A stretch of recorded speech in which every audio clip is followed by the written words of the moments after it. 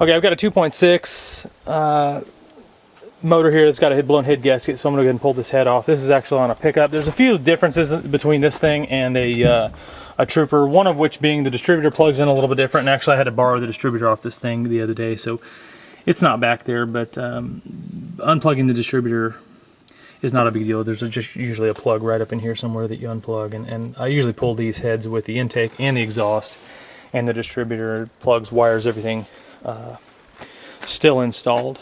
So I'm going to hand the camera over to Lily, and she's going to film as I do this, and I've already got the tools laid out here to get this done, so this should take, I don't know, 10-12 minutes. All right.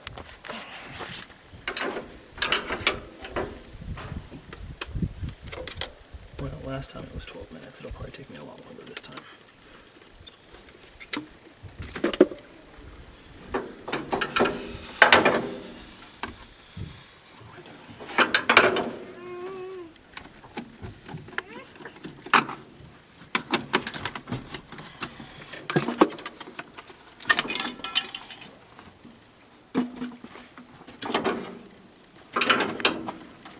I'm going to get the water tube. There's a water pipe that comes in the back of the manifold, or the back of the intake right here. It's got to come off. Oh, and there's a petcock on the bottom of the radiator that you can drain the water out. I don't really have to worry about this one because all the water's already out of it because of the blown head gasket, but you got to get that one loose right there.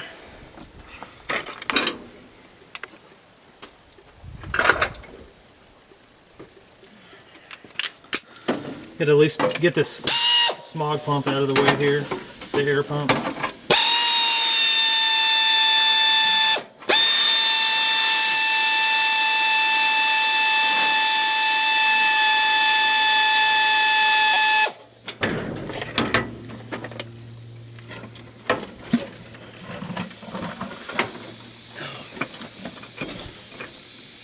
Okay, we got some power steering stuff down here that's got to get out of the way. Actually, the only reason you need to get this out of the way is so you can get to the timing cover.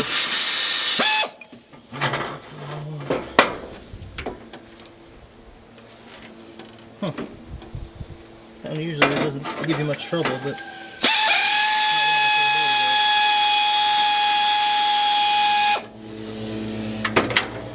you got to get this power steering hose out of the way so you can get onto some of the stuff here.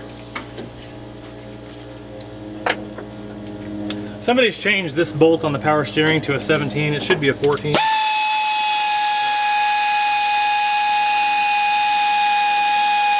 You just got to pull these two bolts out. There's one here and one over on the other side. And that'll get the power steering pump out of your way.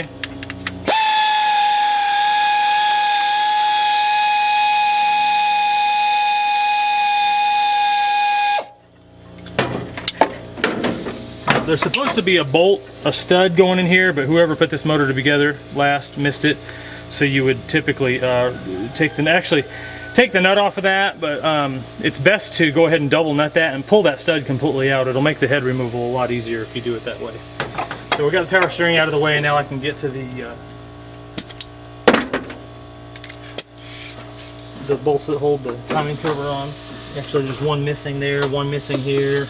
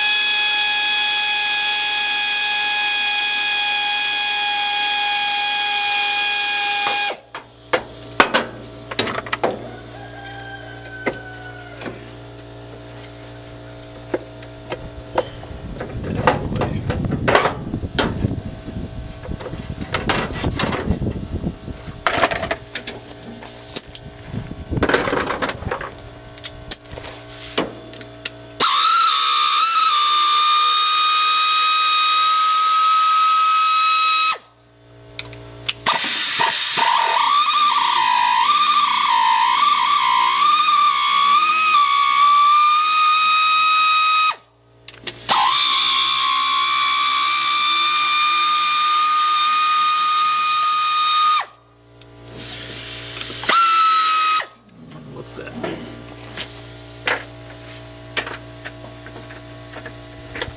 So this is supposed to be a 10 millimeter for the throttle linkage, but somebody's got an 11 on there.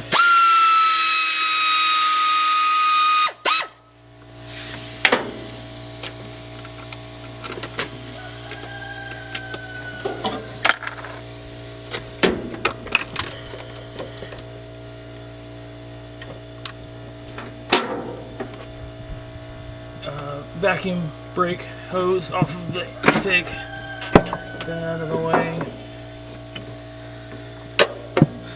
Coil, I had to borrow the coil, but you would disconnect the coil here. You can leave the coil on the valve cover, disconnect the capacitor there. And then, let's see here, we got this ground strap on the back here. Alright, so the valve cover's off. Leave the EGR there. Okay, we're getting close. The whole wiring loom can come off with the head, so you just got to get over here and get it disconnected. This is just about the same as on the Trooper. You disconnect those, and you disconnect these, and this one right here. And that will all come with the head. Vacuum lines, you know, you might want to take your time and mark these things so you make sure they get them all put back in the same spot, but this motor is not going back together like this, so I'm not going to worry about it. There's usually a wire connected right here on the Trooper. This one doesn't have it. I guess it's connected in the front here instead.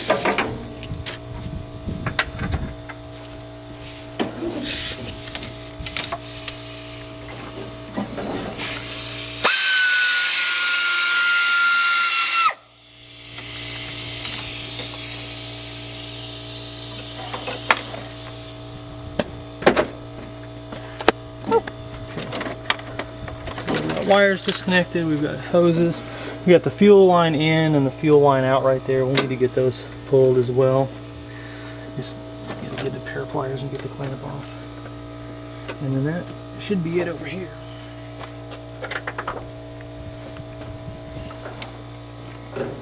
That's your pressure side, and then down here is your return side.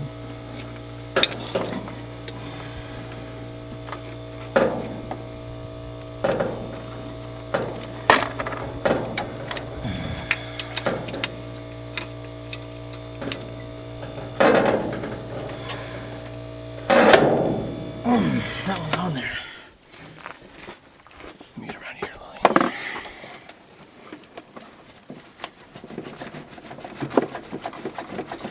Okay. So I think everything's disconnected on this side of the head. I just got to get the exhaust on the other side. There should be 3 14 millimeter headed nuts on the exhaust manifold. And then the whole exhaust manifold will just come off with the head.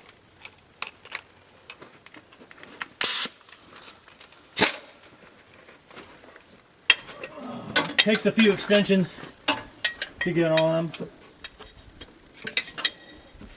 I usually use a swivel head.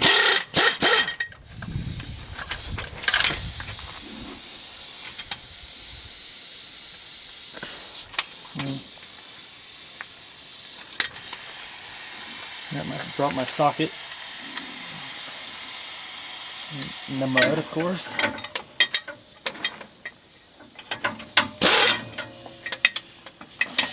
Okay. And it looks like the other one, I guess, is broken or missing, so there's our gasket. Okay.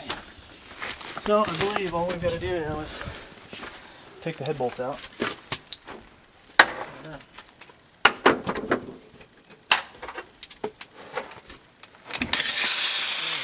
We've got a radiator hose here.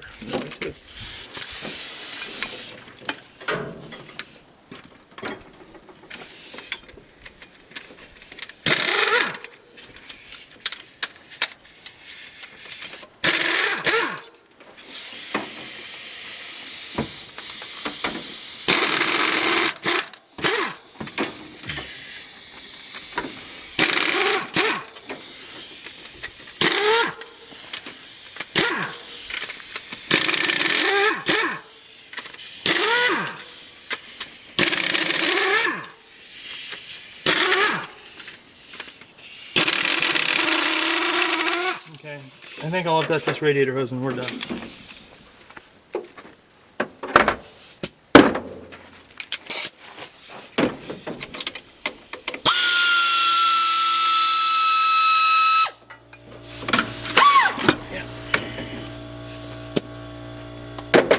Alright, if I did it right, it'll come off. And that's heavy. Usually easier if you can get two guys to do this, but sometimes you just gotta do it by yourself. Oh, wait, I got wires. Here we go.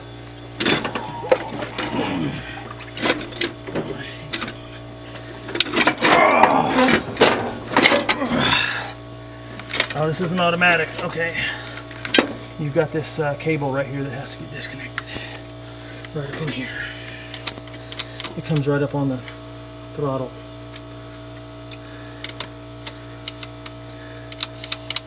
I really don't want to mess that up because it's actually kind of hard to find. Usually they are messed up. Okay. Alright. So, here's the cable. And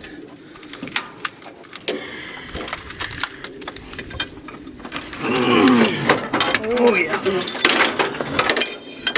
Engine block full of water. Alright, so